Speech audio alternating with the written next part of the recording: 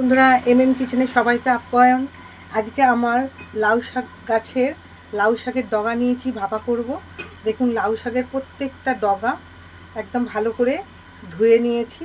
প্রত্যেকটা ডগা নিয়েছি, নিয়ে এটাকে ভাপা করব। কীভাবে করব এবার দেখুন বন্ধুরা। এবার লাউ শাকে প্রথমে দেব হলুদ,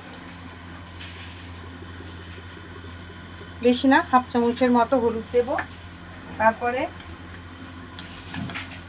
এই হাফ চামচের মতোই লবণ দেব।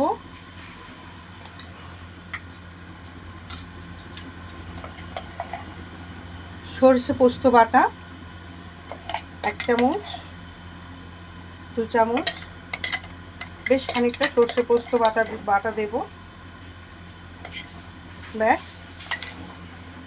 এইবারে দেব সরষের তেল 1 চামচ, 2 চামচ, 3 চামচের মতো সরষের তেল দিলাম।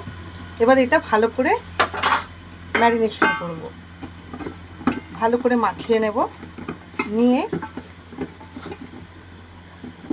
লাউ শাকের ডগাগুলো ভালো করে মাখাবো। এই লাউ শাকের ডগাগুলো প্রত্যেকটা ভালো করে মাখিয়ে নেব। এবার এই লাউ শাকের ডগাগুলো প্রেশার কুকারে তুলে দেবো, প্রেশার কুকারে দিয়ে দেবো। প্রেশার কুকারে লাউ শাকটা দিয়ে দিয়েছি। এবারে এই মশলাটার মধ্যে সামান্য একটু জল দেব। এই মশলাটার মধ্যে সামান্য একটু জল দেব, দিয়ে এইটাই ধুয়েই প্রেশার কুকারে দিয়ে দেব। আর জল দেওয়ার প্রয়োজন নেই। প্রেশার কুকারটা সিমে দিয়ে বসিয়ে দিয়েছি বেশ কিছুক্ষণ, এই 10-15 মিনিটের মতো প্রেশার কুকারটা এখন সিমে স্টিম হবে। হয়ে গেছে লাউ শাক ভাপা, একদম গরম গরম। এই যে লাউ শাক ভাপা, কত লাউ শাক দিয়েছিলাম, একদম একটুখানি হয়ে গেছে। গরম গরম ভাতের সাথে লাউ শাক ভাপা,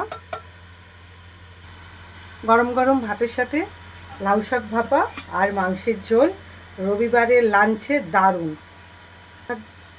সবাই ভালো থাকবেন, সুস্থ থাকবেন। যদি ভালো লেগে থাকে একটা লাইক করে দেবেন, একটা সাবস্ক্রাইব করে দেবেন।